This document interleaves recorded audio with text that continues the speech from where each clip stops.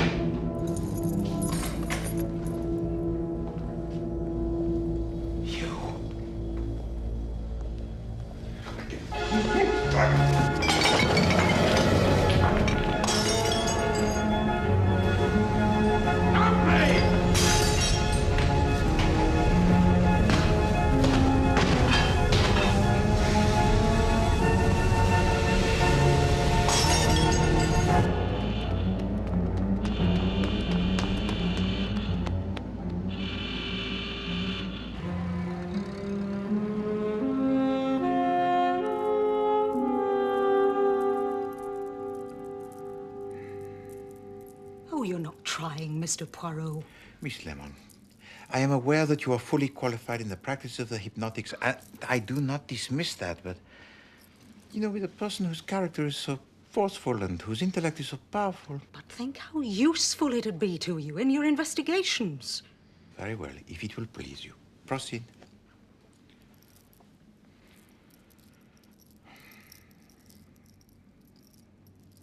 Relax.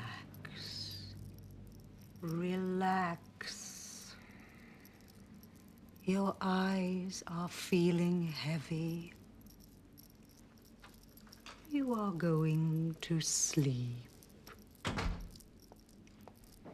What on earth's going on? Please, Captain Hastings.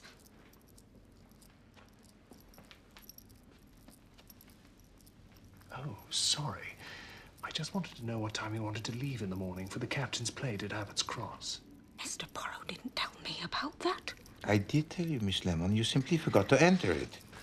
Mr. Poirot, I am trying to be helpful. Miss Lemon, I am very grateful to you, but really I have no need of the hypnotics. I prefer to use my little grey self. Hastings, thank you for coming. I thought we might make an early start in the morning. What's this captain's plate? Well, it's a golf trophy, of course. 2-day event. A friend of mine, Charles Leveson, has invited me to partner him. Surely you're far too busy to attend golf matches, Mr. Poirot. Yes, I am, Miss Lemon, but there is another invitation I could not resist. The uncle of Monsieur Leveson is Sir Ruben Astwell, and we have been invited to dine with him. He has the finest collection of Belgian miniature bronzes in Europe. And Belgian miniature bronzes, they are the finest in the world. Why is that? Because they are the largest. Truly, Sir Ruben Astwell must be a man of exquisite taste and sensitivity. I want that letter off to I.G. Farben today. I've been thinking, Ruben. I'm not sure we're doing the right thing. I'll do any thinking that's necessary. But as your partner, I'm entitled to my opinion. As my junior partner, you're entitled to do what I say. Victor, don't think you can take liberties just because you're my brother.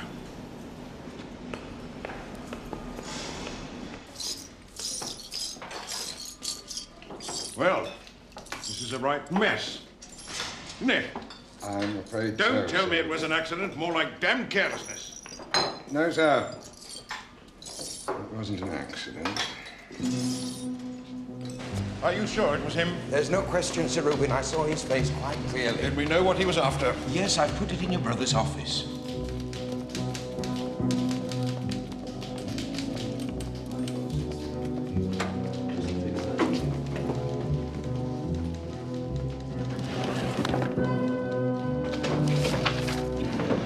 I think this will be safer with me.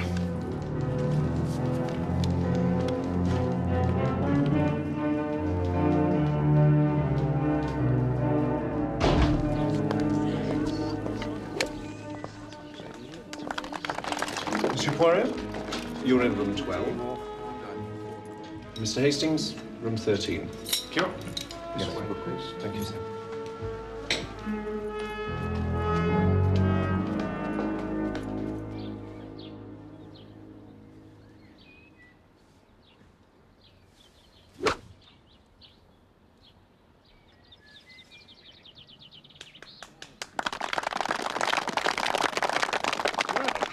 We've got some pretty stiff competition, Charles. Don't worry, old boy. I've been putting in hours of practice, and I know these greens like the back of my hand. Such dedication. Do you play, Mr. Poirot?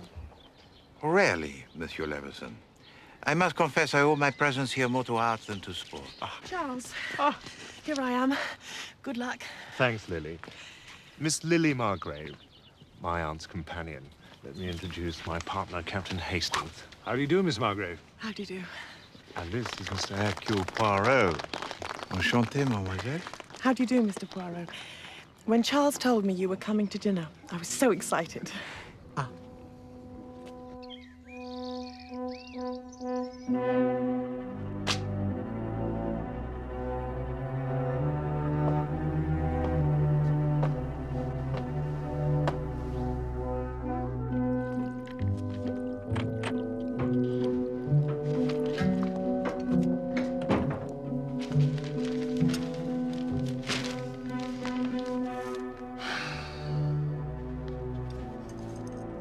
Did the fire cause much damage then? Nothing that can't be repaired. I've got Trefusis coming down this weekend to discuss what needs to be done. He's staying for dinner. We've already got dinner guests. Well, that's damned inconvenient. I did tell you. They're friends of Charles. Charles takes too much for granted.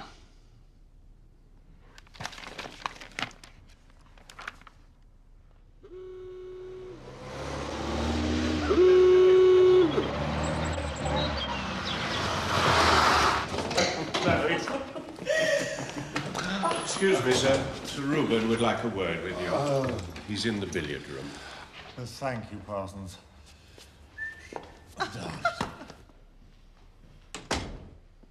You wanted to see me, Uncle? Yes. And you know what about? You've had all week to think it over. Well, I did think it over, but, well, I mean, working for the firm, it's not really my cup of tea, is it? Oh. And what exactly is your cup of tea? Well, actually, I had some idea of becoming a golf professional. Playing golf? That's your idea of a job? Well, I am really got a clue. I mean, earlier on today, Last year, you wanted to become a photographer.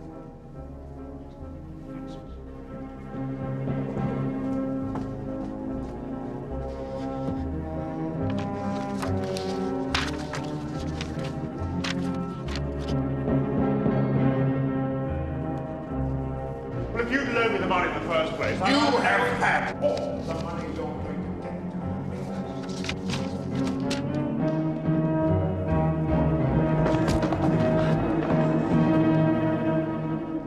get. Lady Astwell thought she might have left her reading glasses on your desk. Did she? Well, she must have made a mistake. the only one who's mistaken Miss Margrave. And this isn't the first time I've caught you in here messing around with my papers. I don't know what you're talking about. No? Please let go of my arm. I want you out of this house first thing on Monday morning. Your services are no longer required.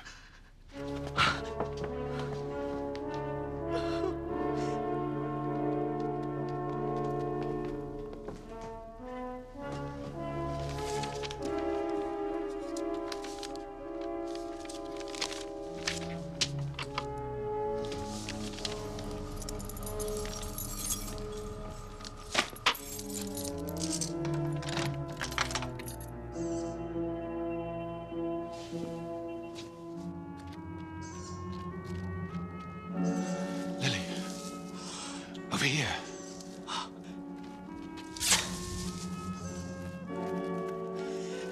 I found it. Where? It's in his study.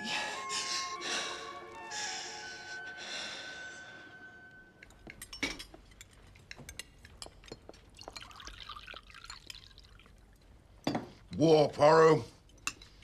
That's what I said. And war is what I mean. And it's coming soon, you mark my words. With anyone in particular, Sir Reuben? Germany, of course. They're rearming. They've remilitarized the Rhineland. They'll be all over Europe before you know it. Probably start with your place, Belgium. Yeah. Shouldn't take them long. You will forgive me, Sir Reuben, if I do not view the prospect with such sang-froid. I myself have experienced at first hand the horror and destruction of war with Germany. No, I'm not saying that war is a nice business, but business it is. War and chemicals go hand in glove. There are more important things than business. Business will not be the only beneficiary. Think of the great strides that science will make. New fuels, new alloys. And it'll do wonders for the economy.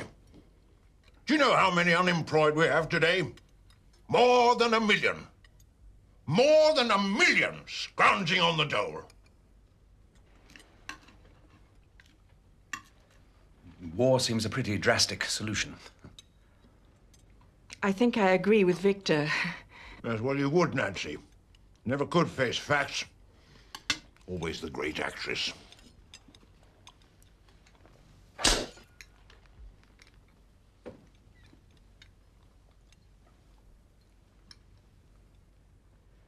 Could we talk about something a little more pleasant?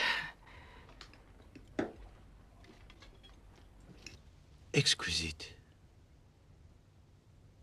Parfait. Oh, mon Dieu. Hastings, this is undoubtedly the work of Auguste Clouet. And Auguste Clouet, he is one of the finest craftsmen in Liège. Fascinating. Oh, magnifique.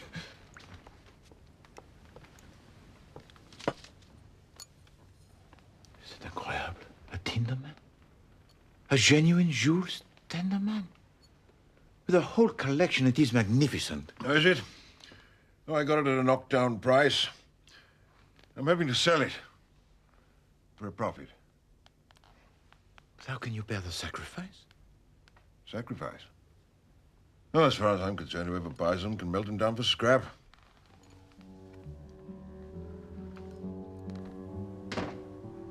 Never, Hastings. Never have I met a man so obnoxious. And I swear, that wine he gave to us, he manufactured in his chemical factory. Not the most pleasant evening, I agree. Sorry about the bronzes. That such a Philistine should have them in his custody. It is an offense against art and justice. I say. I thought I'd walk you back to your hotel. I could do with a spot of fresh air. Oh, right. Yes, I think I should retire now. Thank you for a most enjoyable evening, Lady Astle. Good night, Mr. Trefusis. That'll be all, Parsons. Very good, Your Ladyship. Tell me, Monsieur Leveson, in order to deserve a knighthood, your uncle must have rendered some service most special, n'est-ce pas? Bought and paid for, like everything else. The man's a monster. a bully, and a liar. A liar, Mr. Poirot.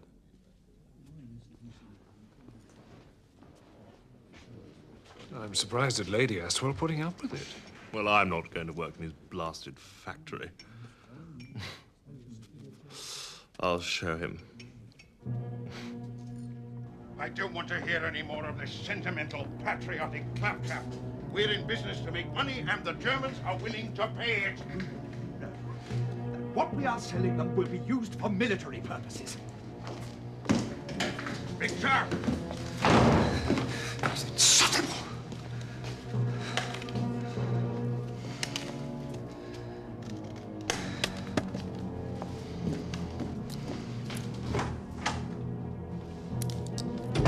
About Lily. I've told him, Nancy, she's going, and that's all there is to it. Don't I have any say in the I matter? have a 10 a penny. You can get another one. Oh.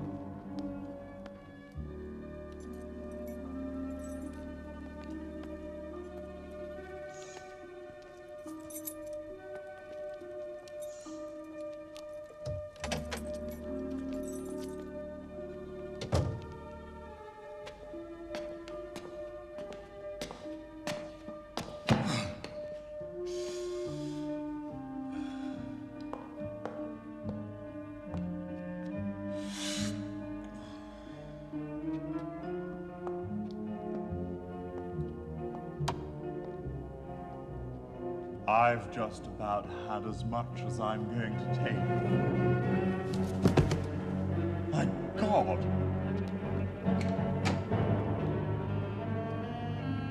No harm done. Good night.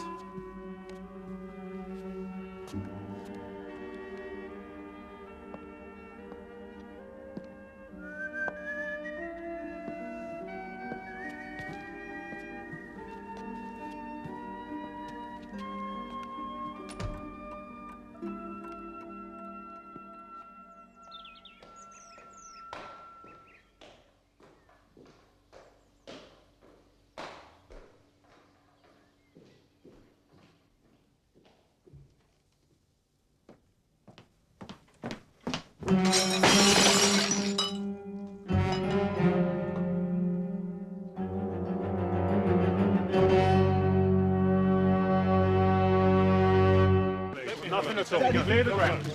Mind yourself. Clear the ground. Go.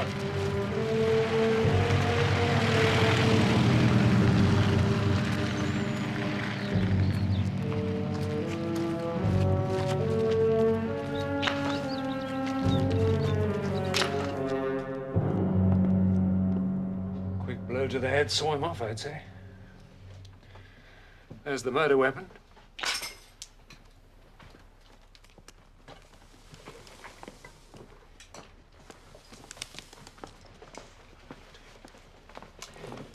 If I might ask, sir, what condition was Mr. Leveson when he left you last night? In a state of the most regrettable inebriations. Why do you ask? Well, it sounds as though he was the last one to see his uncle alive. Parsons the butler heard Mr. Leveson having an argument with his uncle. Couldn't hear exactly what they were saying. You have, of course, questioned Monsieur Leveson himself. I did, sir. He admitted that they'd had a quarrel, but he says they patched it up.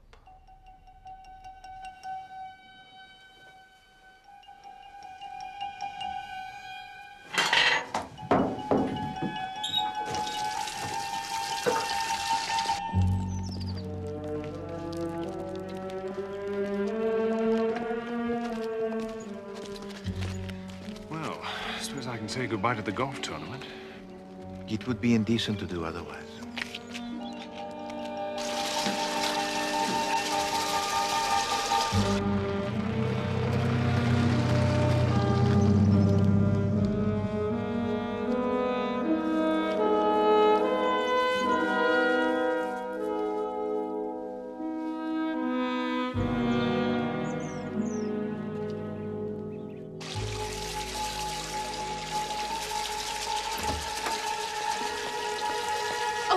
Excuse me, sir. I'll do your room.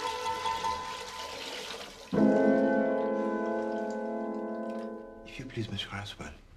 At what time did you leave the study of Sir Reuben last night? About 11:15. We'd been discussing some business matters. Excuse me, Your Ladyship. But Mr. Levison's bedroom door appears to be locked.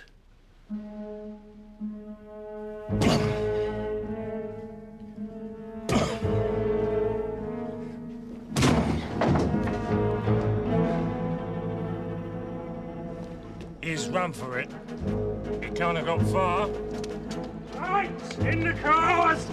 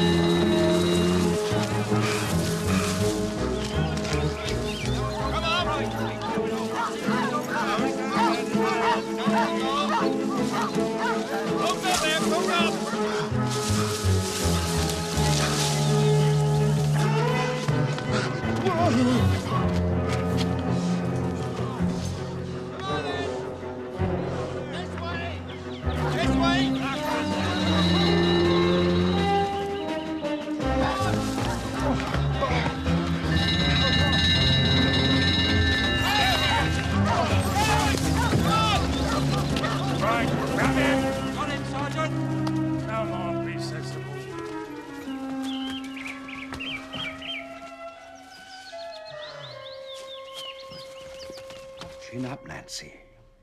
If he did it in a sudden temper, it would be treated as manslaughter. But he didn't do it, Victor.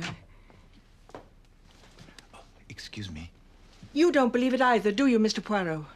Believe what, Lady Aswell? That Charles murdered my husband. Well, Oh, I know all the facts are against him, but I tell you, Mr. Poirot, I tell you he's innocent. And the reason for your certainty, Lady Aswell? Intuition. Ah, yes, the female intuitions. Lady Aswell, if you be so kind, the will of your husband and his estate, to whom was it left? Half to me, half to Victor. And Monsieur Levison? Well, his mother, Reuben's sister, knew that he was a bit scatterbrained, so she left her estate in Reuben's hands on condition that he made Charles a reasonable allowance. It was almost a deathbed promise. Which he kept? Until yesterday. Well, my husband threatened to cut Charles off without a penny unless he took a job with the firm. I see. Tell me, Lady Aswell, last night you came to the study to see your husband about what? Oh, that was just some domestic matter. You had a quarrel.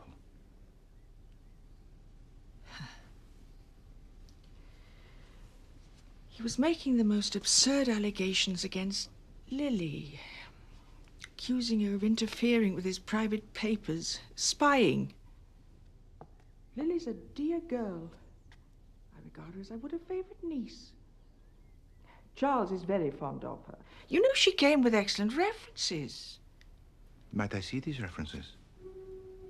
Is that really necessary? Just to satisfy my curiosity.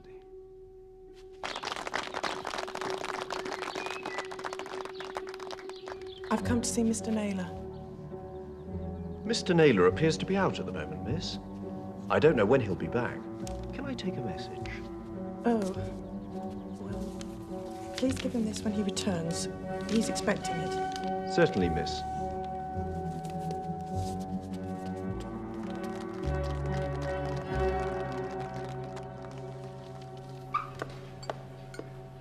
I don't know what things are coming to, Gladys.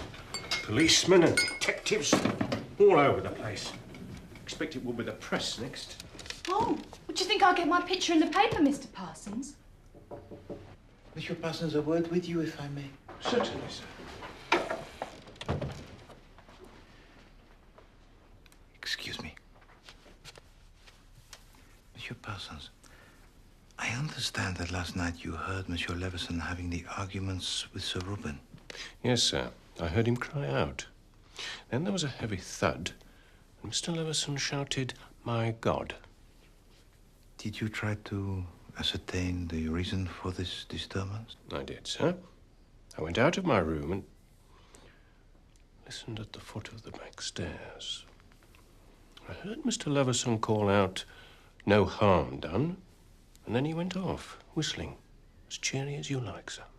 Ow!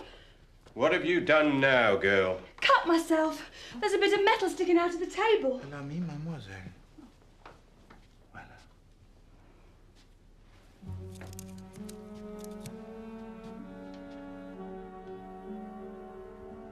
Monsieur Parsons, have you noticed if any of your cutlery is damaged? As it happens, one of the knives is missing its point, sir. I think you'll find it here embedded in the table. Oh, thank you, sir. I'll see to it. Can you get a bandage round that, Gladys? Yes, Mr. Parsons. I'll wash your handkerchief for you, sir. No, Mademoiselle Gladys. Thank you. There is no need. You are most kind.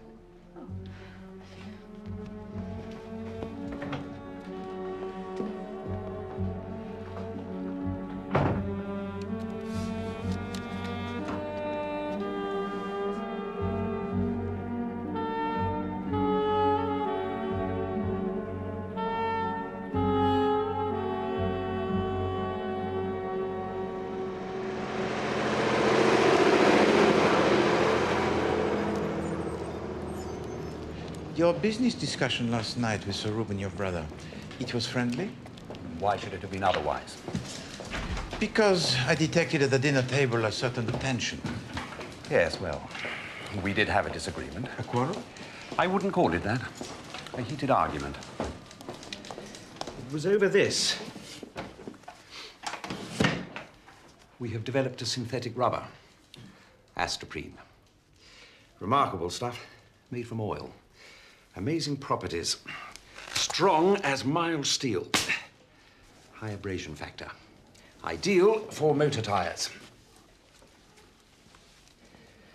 Reuben intended to license its manufacture to IG Farben. You've heard of them? Yes, of course. They are the largest chemical manufacturers in Germany. You have the objections? It's all academic now. I'm cancelling the transaction.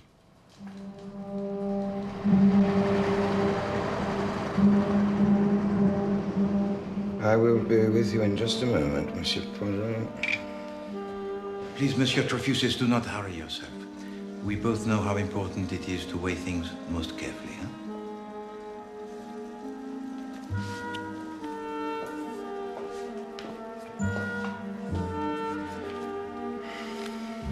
I am at your disposal. Merci. I am trying to establish where everyone was at the time of the murder of Sir Reuben. I was sound asleep in bed. I retired shortly after you left. And you departed early in the morning? Yes, before breakfast. Last night you talked at dinner about the scientific developments in Germany. Did I? You are fluent in the language? Well, I should be. I worked and studied in Germany for a number of years. You have there a number of friends? Oh, I keep in touch with colleagues. Well, if you have no further questions, Monsieur Poirot. Thank you, Monsieur Trofusis. I am very sorry to have disturbed you. A vintage year, you would say?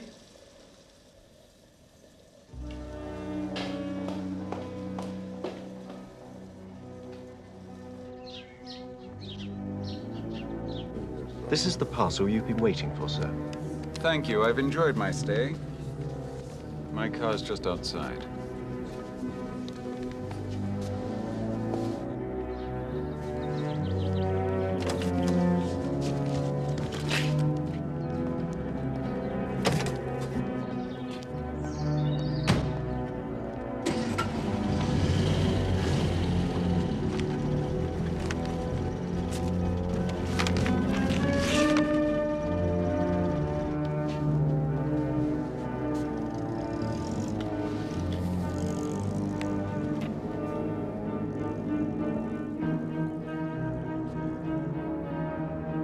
Exhibition Road, London.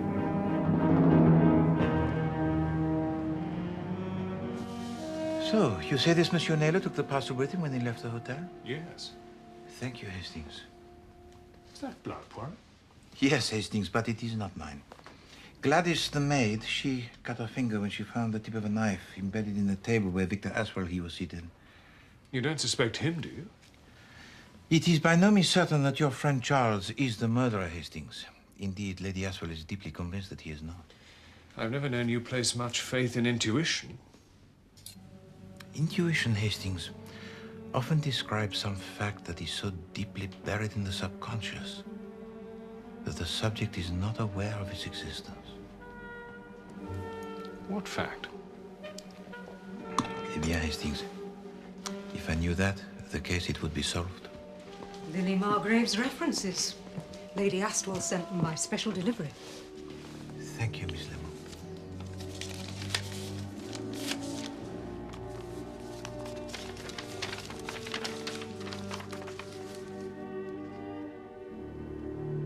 It is indeed most fulsome in its praises.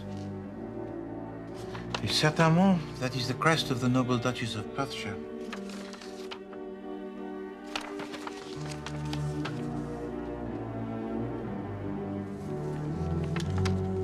How interesting.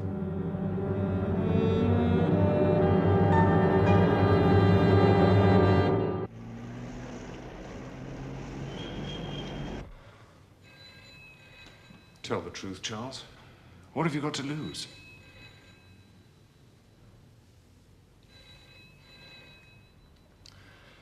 Oh.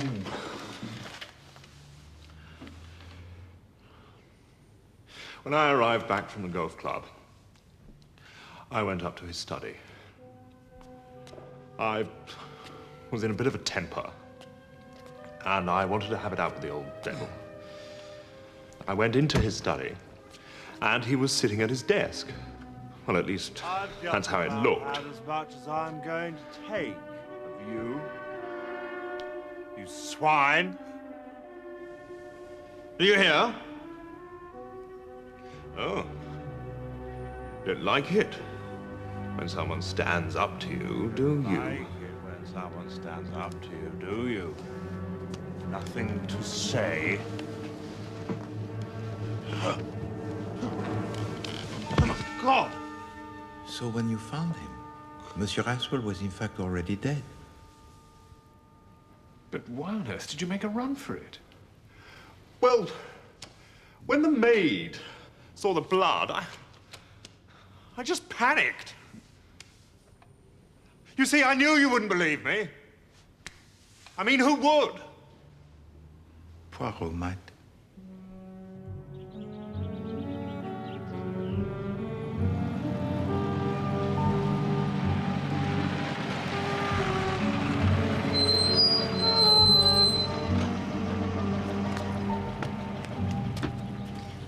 You do realize I can't guarantee any results, Mr. Poirot? I have the most complete faith in you, Miss Lemon. You are sleepy. Very sleepy. Your eyelids are heavy. They are closing. This really is quite absurd. Relax. You are going to sleep.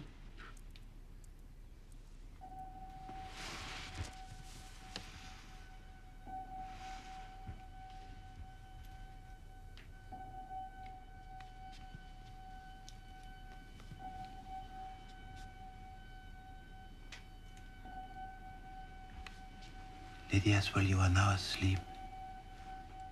You can hear me, and you can answer my questions. I can hear you. I can answer your questions. It is the night of the murder. You are seated at the dining table. Describe to me what you saw and what you felt. I'm in great distress. Worried about Lily. Victor's looking at Reuben in an angry way. Tell me about Victor. Such a dear man. We love each other very much.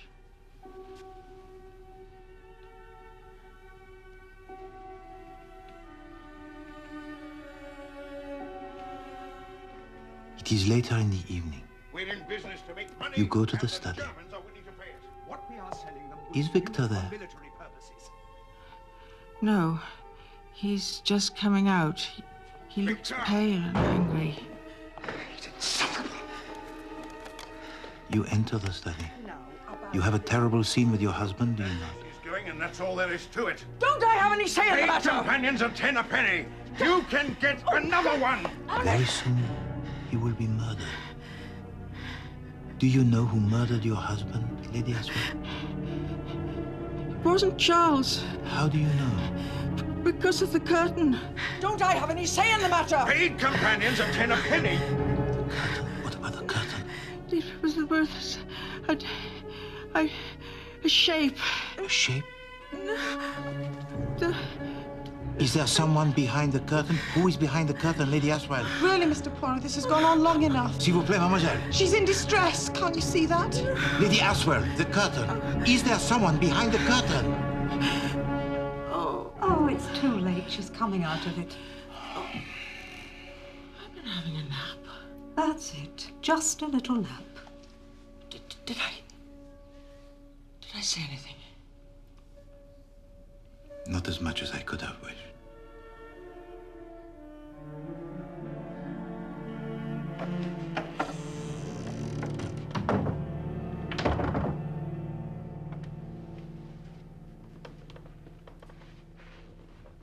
On the evening of the tragedy, I understand that you had retired to bed before Lady Aswell went to the study. Is that not so? Yes.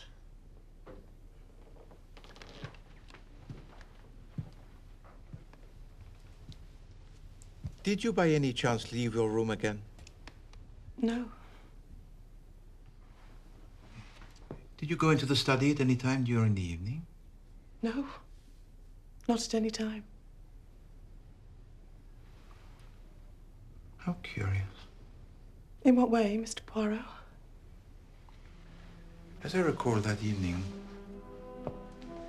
you wore a dress of green chiffon.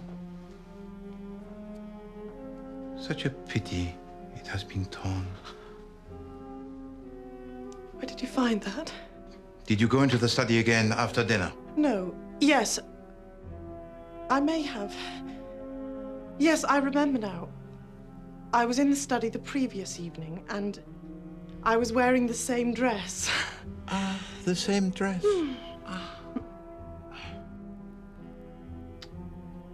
How sad that you appear to have spilt onto it some of Sir Reuben's most excellent wine. Or is it blood?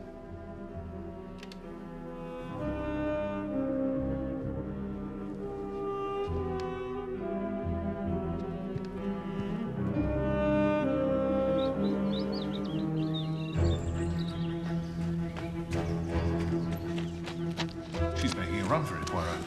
It must have something to do with that parcel. I think I know where she's going. Exhibition Road. She'll catch the 1:15.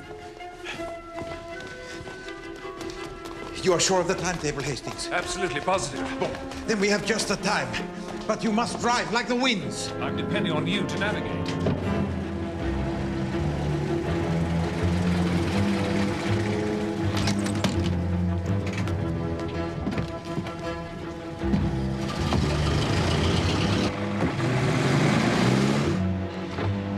When's the next train to London?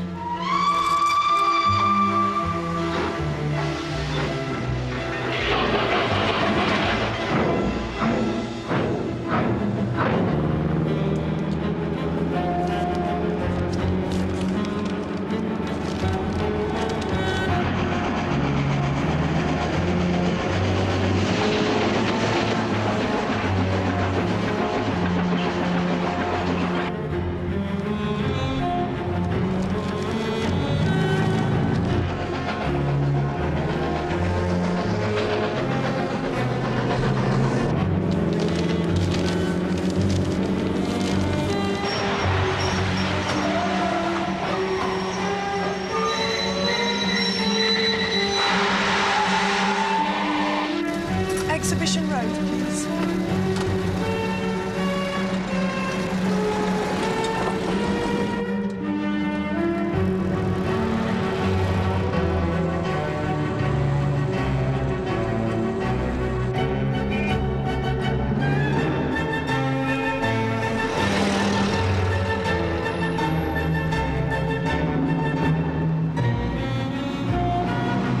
Exhibition Road, Hastings. It should be up here on the right. It's full of museums and colleges. But for us, only one that matters.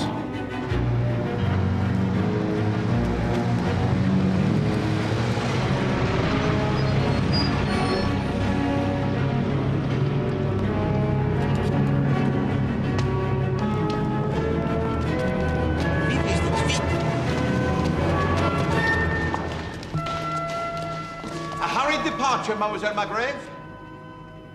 If that is indeed your name.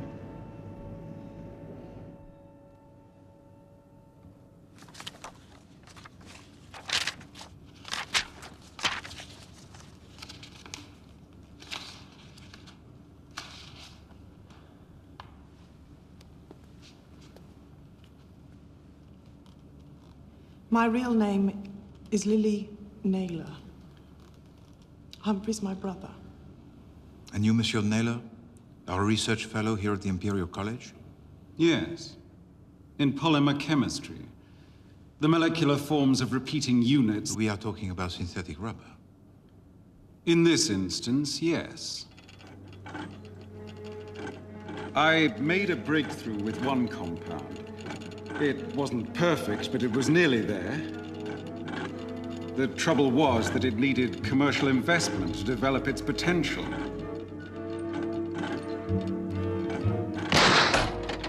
So I approached Astwell Chemicals.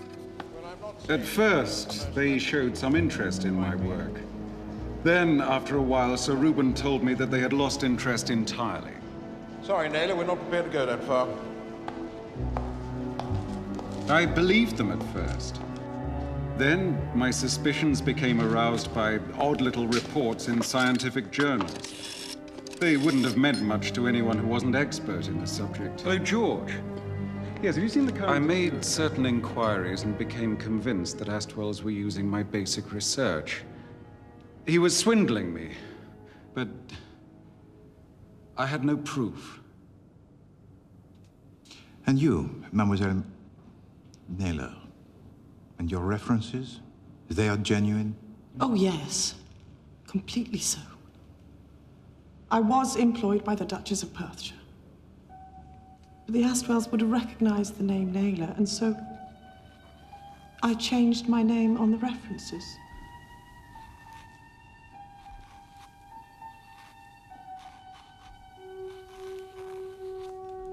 And by this subterfuge, you were able to obtain the Erstoprin file?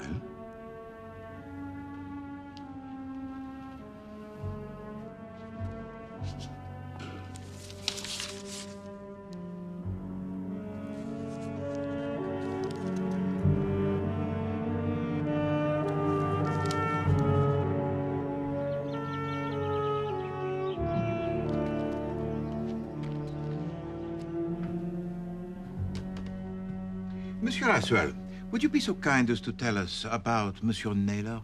I understand you and your brother stole his research. I tried to argue with Reuben, but he said that Naylor's work was unproven. Our labs took over the whole thing.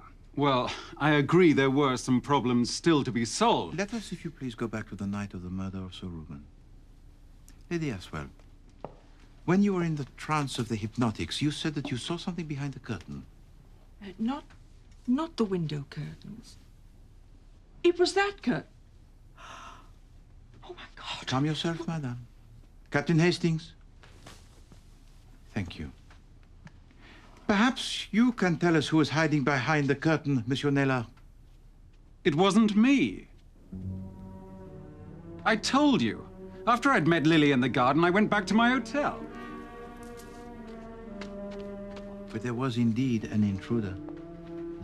And on first entering the study, this intruder had no thought of murder.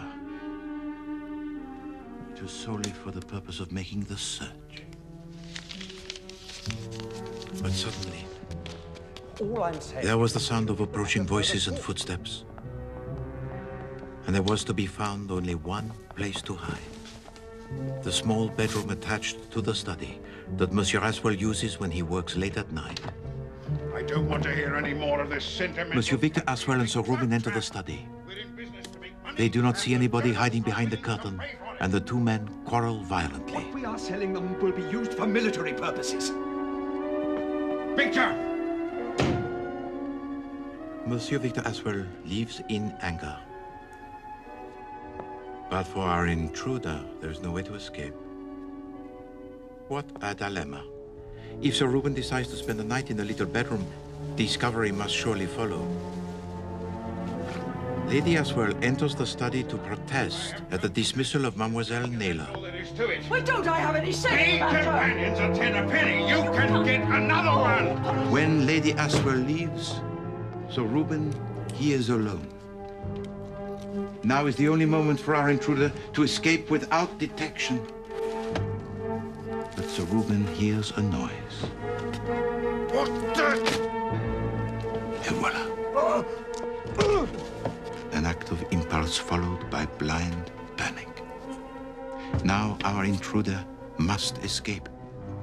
But it is not to be. Is there no way out of this accursed room? Monsieur Charles Leveson enters the study. Someone stands up to you, do you? Nothing to say. And on seeing that Sir Reuben is dead, he leaves. Then Mademoiselle Naylor enters the study, and finding the body of Sir Reuben, seizes her opportunity to take her file that is so important to her brother.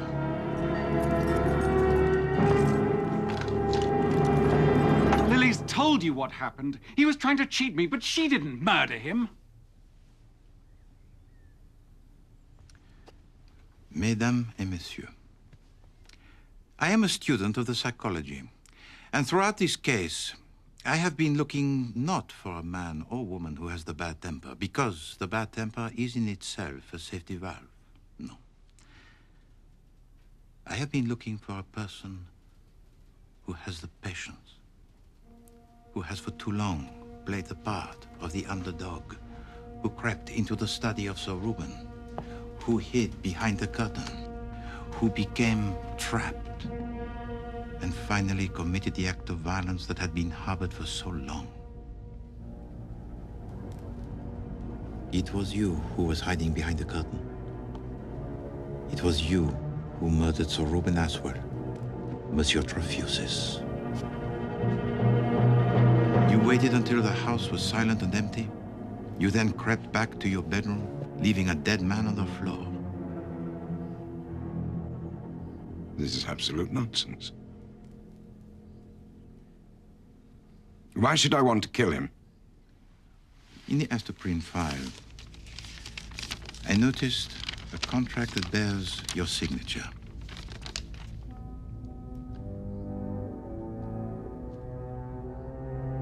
It would appear that you were instrumental in the development of the invention by Monsieur Naylor.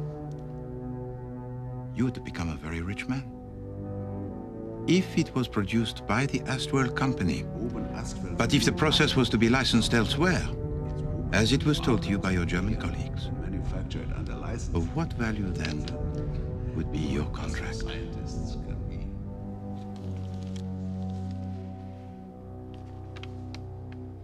Of no value at all.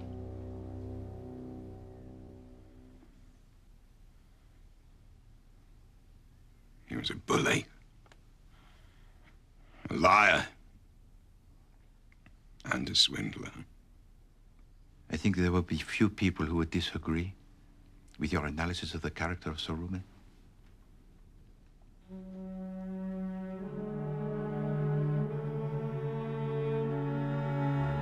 So tell me, Mademoiselle Naylor, your brother, he is happy with the terms offered by Monsieur Victor Aswell? Well, they really are quite generous.